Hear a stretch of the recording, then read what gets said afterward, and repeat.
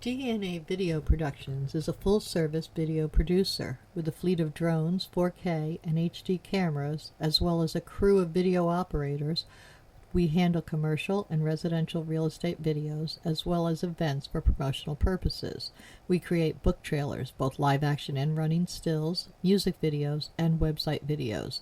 We also film series shorts for online distribution and are currently involved in filming a political parody. We specialize in low-cost movie making. Call DNA Video Productions at 941-748-6865 or visit our website at www.dnavideoproductions.com. That's www.dnavideoproductions.com. Thank you. Our sponsor this month is Published, an affiliate of Village Voices. Published offers all author services from writing tips, critiques, manuscript evaluations, and editing, as well as tips to help you become published. If you prefer to self-publish, purchase the step-by-step book on publishing through Amazon, or purchase services a la carte, from formatting to creating custom covers, or even tips to gather endorsements. The staff is headed by 2 professional writers. After your books are published, either trade paper, electronically, or both, purchase marketing tips, web services, book trailers, or turn your book into an audiobook. Publish provides all your writing, publishing, and marketing needs. So give them a call at 941-748-6865. Contact them online at dgould497@aol.com or go to the website at www.publishedavillagevoices.webs.com.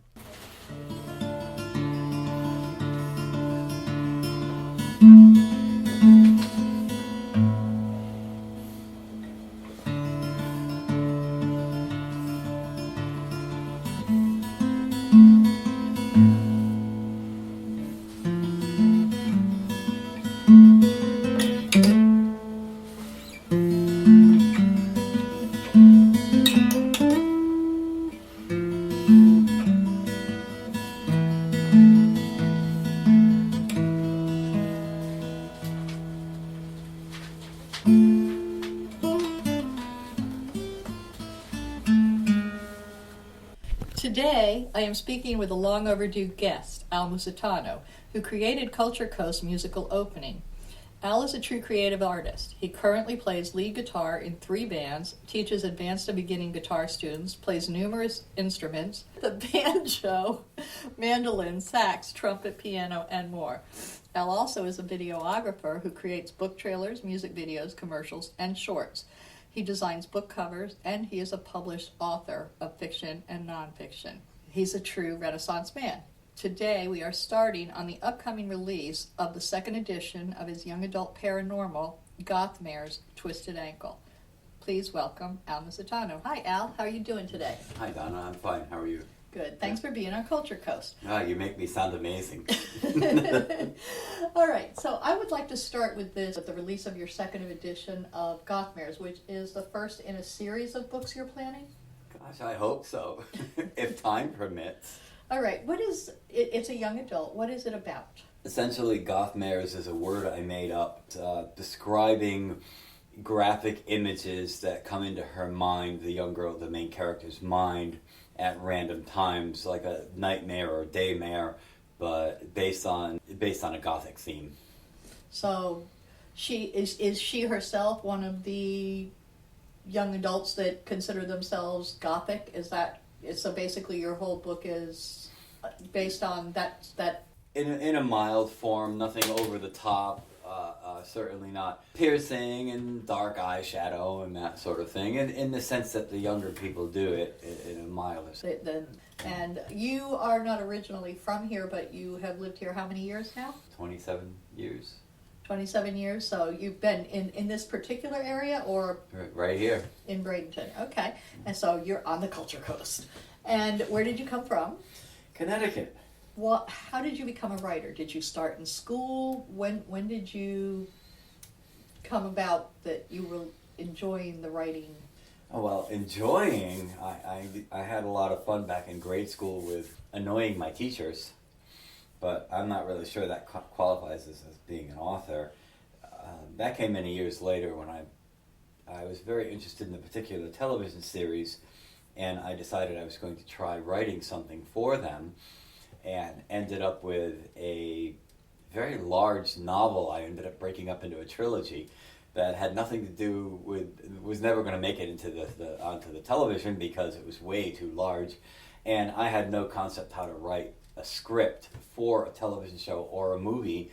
This was novel format, so I ended up just sticking with that and never got away from it. Put it in a drawer. So which television show was it based on, or movie? It was Star Trek: The Next Generation. Okay, Which so was one of my early favorites when I was younger. you did like a fandom type book? Yeah, they were, at the time, they were accepting writing from independent authors for the show, even back then. Oh, I But wasn't aware also, of that. Interesting. But also in the publishing world, of course, it was quite a big thing. You can still get published in that area, but it's any of that sort of thing is much more popular while the show is on. Right. You know, later on, you can still get published, but it's not as big of a thing. And when they're branded, it's very difficult. You can't go off and do it on your own. Correct. They Self-publishing have all isn't an kinds option. You can't go to other publishers. They usually have an exclusive contract with a specific publisher. It has to be because they're the ones who own the rights to the marketing of All anything. the marketing, the names of the character names, all that stuff is copywritten. In this case of Star Trek, it's Signet Pocketbooks is the only one that can do that. They have an exclusive contract with Paramount. Now, you also mentioned that you did another television show and wrote a couple novels on that one. What was that? Today, yes, I have. And that was for Buffy, the Vampire Slayer. So you wrote a couple scripts, or were they books? No, I never even tried the scripting. After my failure with the Star Trek thing, I just went on to the novel style writing or short story style writing and never deviated again. So haven't since. They were basically short stories at the time? No, those particular ones were also full-length novels. I had a two-part. Two-part, okay. So yeah, it was 2 novels, basically. All right. And where did you take it from there? Well, mostly to crying in my pillow because the 2-part that I wrote for Buffy got lost. It just disappeared off my computer. Probably some kind of electronic glitch or other. So that was a very sad moment in my life. You didn't save it? Of course I had it saved, but I didn't have it saved anywhere but on the hard drive. And no, apparently, I meant on any other I had no other formats, unfortunately not. And I'm not really sure, but I made every effort to try to recreate it, which... You know, anybody out there that knows about that stuff knows that doesn't work. I understand. It So, was always perfect the first time, right? Well, maybe not, but we thought I don't so. know about perfect, but I never could seem to quite get the same enthusiasm about it, the same flair, and everything else seemed to be disappointing, so I stopped with that. Now, other than that, past that, I've written dozens of novels in multiple genres, entered short story contests. The usual thing. Most writers do these things. I'm not really very different from anyone else who's writing a lot. And where did you get the writing experience to know? Did you read a lot? Did you take classes? What got you to continue writing since you're getting rebuffed by these companies? Well, a thick skin is helpful as far as the rebuttals are concerned, but I was very, very good in English in school and the grammar and all of that, but I never took any formal writing classes of any kind. I did read a lot when I was younger, and everything from Shakespeare to Star Trek novels to anything. I was a particular fan of sci-fi, but I read, and of course that led me to H.G. Wells, which is a little more of a classic side of sci-fi, and again into many of the other classic sci-fi guys. But Ray Bradbury. Yes. Absolutely, I did. Amazing. Sure. Robert A. Heinlein, Isaac Asimov, all these guys were just my heroes at the time. But again, as I said, I read a lot of other things. Nathaniel Hawthorne's one of my favorites, and there's no sci-fi there at all.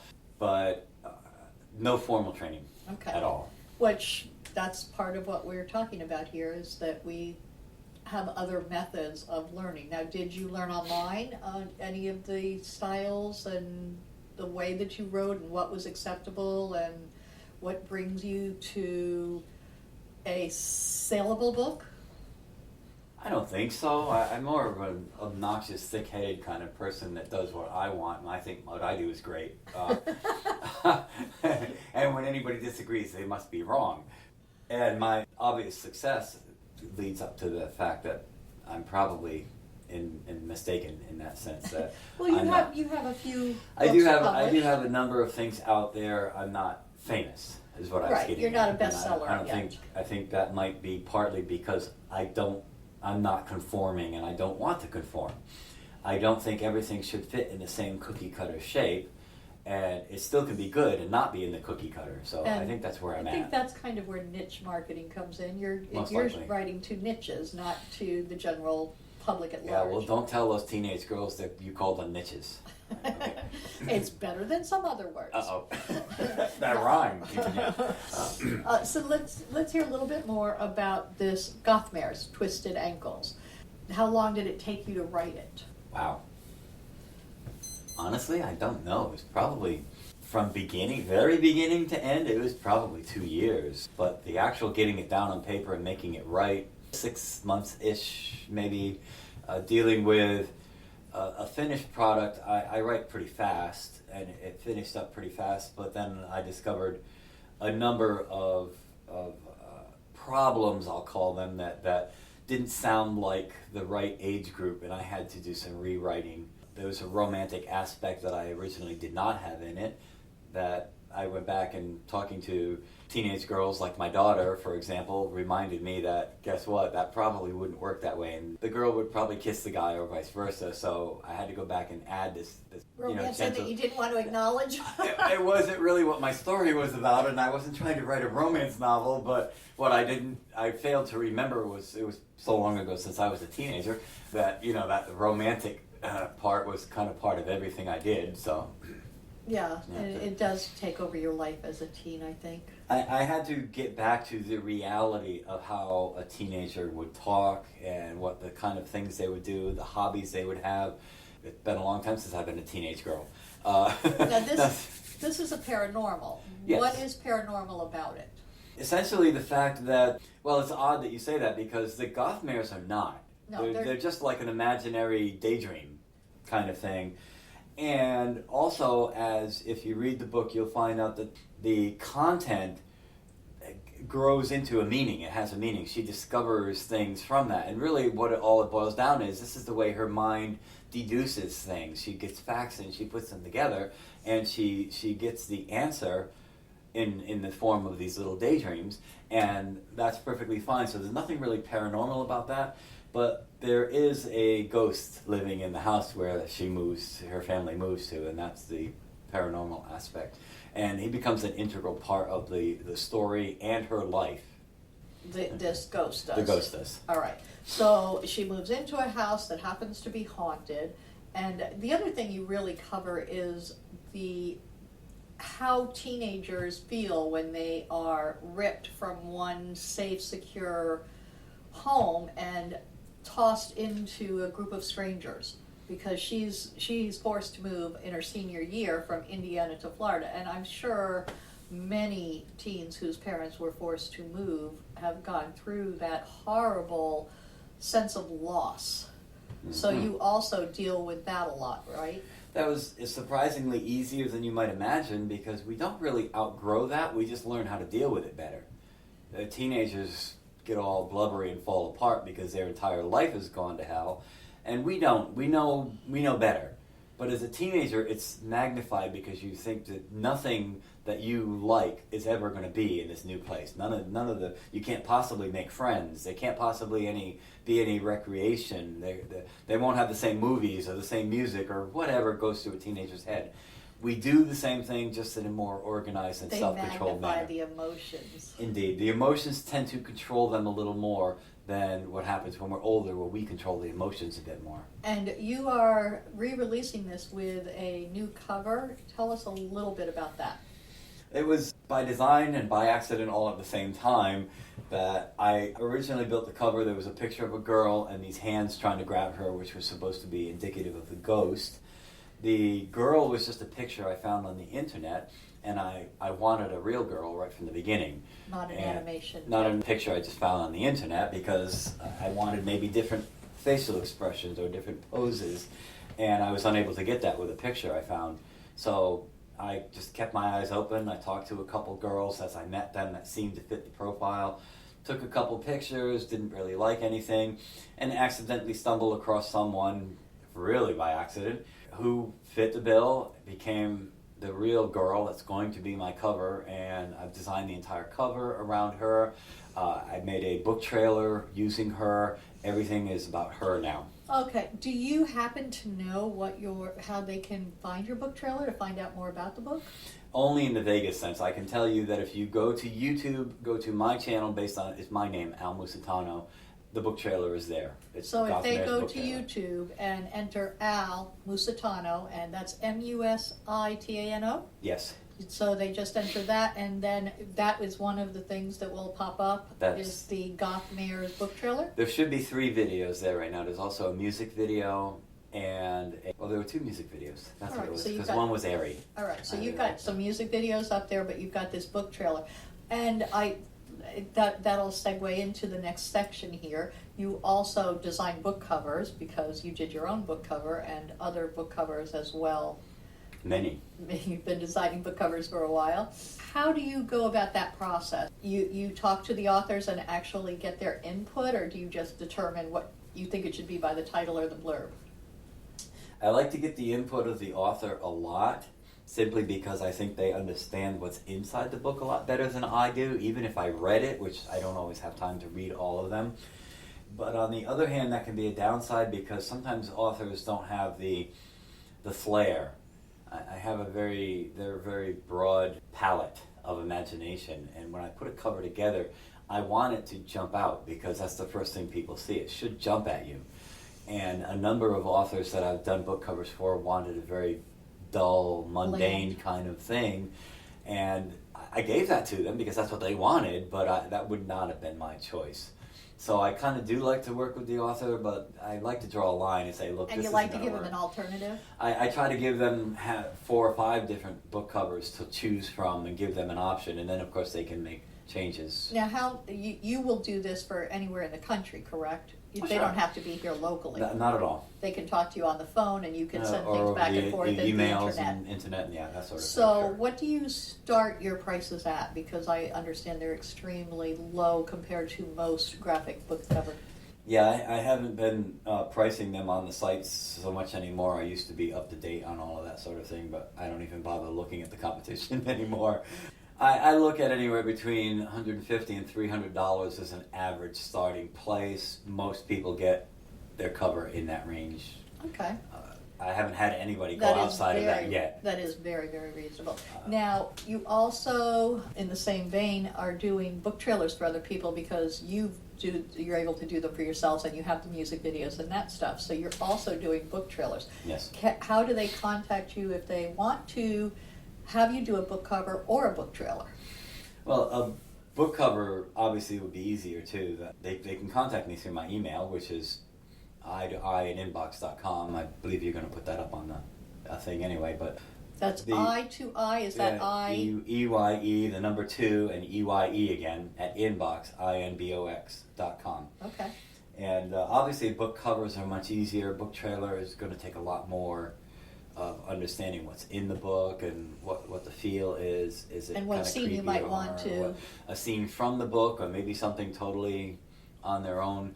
There's going to be a lot more interaction for that, you know. And you have to pick actors, There or would- you also do slideshow book Sure. book trailers, which Sure. are much less money and much less money, much easier, But- take a lot less time. If somebody's in a hurry to get something going, for example, because they have maybe a big marketing plan, then a slideshow is going to go a lot faster. And it's also less money. Oh yes, and less Because money, you don't yes. work nearly as hard on a Not even slideshow close, as yeah. you do with having to get an actor, an actress. Most of and the time, scenes and slideshows are locations. there's a couple pictures of the book itself, the book cover, and then maybe a couple pictures of people to sort of give an image of what's going on, and it just that's very, very simple. Very simple and much less money. Much. So they can either do the live action, which you're working on one right now, a live action one for book you co-wrote. Oh, Steel Mill Mafia, yes. It's more still in the planning stages. That's just some of the logistics haven't worked out yet, but sometimes they take time. Sometimes you need a certain weather pattern. It just doesn't work well until you get what you want. And you have to set up all the locations, the actors, everything has to be... Well, I don't have the Hollywood equipment to make a storm to happen just because I want a storm, so I have to wait around for the storm. They do have so much more to go with when they've got I know. I sets. feel a bit like Frankenstein, you know. I'm waiting around for the electrical storm so I can get my monster to wake up, you know. It just doesn't happen because I push a button. All right, and then we're going to segue into the fact that you do music videos. Sure. And the music videos are because that came about because you're actually a musician. All right, tell us a little bit about your musical background here. When I went in the Air Force, I was musical to begin with. I sang all the time at home when I was a kid, and I had a good tempo. I could drum on the table or something, much to my mother's annoyance. But when I went in the Air Force, I discovered some friends who played guitar. And then I went to my next duty station. There's kind of a jumping around at first with basic training, and then a tech school, and then your first duty base. And I kept meeting these friends, and they all played guitar, and it just kind of I got sucked into it. And I started picking up because I could see and understand what they were doing, and I could put it together. And as soon as I bought an inexpensive guitar at the base store, and I started getting my fingers on it, and I found I could make that happen. And you joined a band? Not for many years, but yes, I got to the point where, you know, I had an electric guitar, and I got better at it, and I started playing with some groups. And of course, at first, like many of that sort of thing, they don't do anything. They do all practicing and never have an audience. But then, you know, you start expanding, you get better, you get, I don't know, better circumstances, better people to work with. You're better yourself, and next thing you know, there's an audience at your practice. And then it's not so much practice anymore because people are paying you money, and it tends to grow kind of all on its own. That's great. So you've been doing this for how many years now? 40 years. Yeah. All right, so you're still playing. Oh yeah. And from what I understand, you're in more than one group? I'll probably take a guitar to my grave with me. I won't. My fingers will never let it go. You know that old saying about the a coffin shaped like a guitar? Maybe, yeah. You know that old shape about you can have my gun when you pry it from my cold dead fingers. That's the guitar. Me with the guitar. Yeah, I'm sure. Yes, I'm currently playing with a multitude of bands. Partly I do that because I don't see any one of them being overwhelming yet. And certainly none of them are making so much money that I really don't feel the need to. But there's also a certain artistic expression. Each one it requires a different part of me, even though I'm just playing lead guitar for them. They're all going in different directions, doing a multitude of things. And if any one of them happen to hit something big, I just have to drop the others and follow the one. Such as what? Name the first band. Vagabond. Okay, what do they do? Basically original music, and trying to work in a manner of, well, toward touring, maybe opening up for big acts. What kind of music? Probably 80s British rock is the best way to describe it. It's not really Except it's current. Well, it's an 80s sound. Okay. So, not the Beatles. Who was 80s British rock? The Who, okay, for example, is one example. All right. And the next group? Okay, I work in a cover band that I guess we're going to go with my name, the Musitano band. But we're just doing covers, just playing other people's music, and it's a lot of fun, a lot of smaller gigs, a very, very laid back kind of feel. So they're for local taverns and pubs. Sure. And you know, little festivals. We have the Art Walk here in the village and that sort of thing we play for, and it's just a lot of fun. Small events. People do follow us, though. We have people come back and saying, yeah, we saw you last month, and whatever. Cool. Now, you have a new group that you just joined. I just started working with some guys who seem to also be very interested in moving forward as far as working the bigger tours, possibly opening up for major acts, that sort of thing. A slightly different... Is this also original? Or is it cover and original? What Well, is? yeah, nothing's all original and nothing's all cover. I mean, as soon as you do one original, my cover band's not really a cover band, but the majority of what they do is cover. My original band, Vagabond, is not all original either. We also do a couple of covers, but if you've ever listened to popular music, you know that big bands sometimes cover some other song. You'll hear they do like they were a little rearrangement of it. Well, this band is working from the cover perspective, but we have a number of originals we are going to work into, and it will be an original band if and when we ever reach the point of touring and opening up for a major act. Okay, that sounds. But it's more of a southern rock kind of flavor, that one. All right, and that brought you into actually doing music videos for others too. Oh, sure. Yeah. I mean, because you know music and you know video, so you ended up with video. Yeah, All right. it didn't take much to Well, go there to make that leap. we're running out of time already, so I'm going to try to wrap this up. But do you have a Facebook page? Do you have a website? How can people find you for any and all of these different venues that you're working? I have a Google Plus page. Okay, it's Purple Moose Entertainment. Purple Moose Entertainment. And of course, I have Google email as well. And now how do you get to Purple Moose Entertainment through Google Plus? Do they go to Google Plus and then enter it? I think if you just go to Google and search Purple Moose Entertainment, you go to that page. Okay. I don't really have a lot of stuff up there right now. I haven't really gotten used to using it as much as I should. It's got to be like using a calendar or a scheduled book. You've got to get in the habit of using it.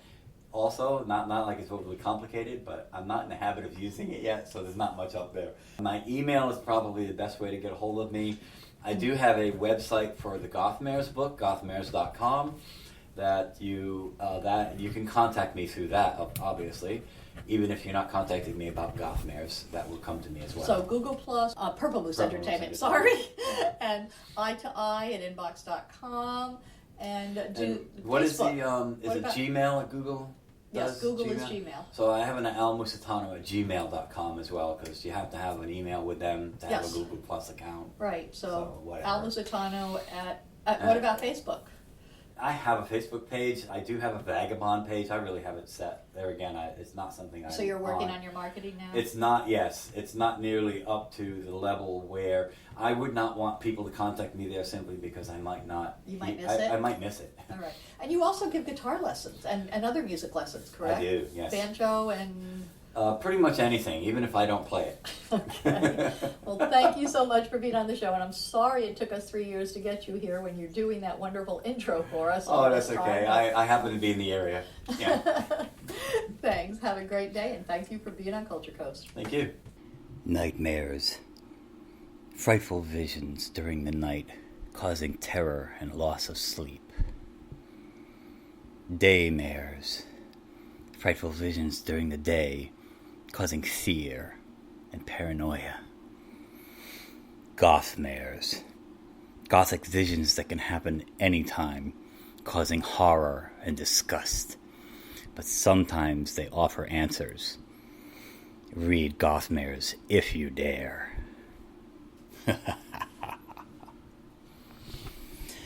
Gothmares, a young adult novel by Al Musitano, available on Amazon and fine bookstores everywhere.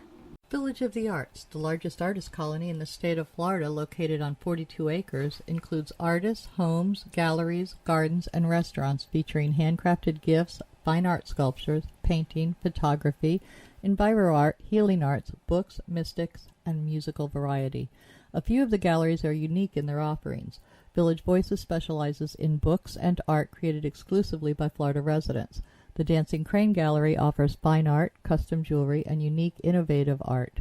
The Village Mystic offers all things metaphysical: meditation, massage, mediums, aromatherapy, psychics, shamans, Reiki healing, and the gem mine, where you can mine for your own personal treasure.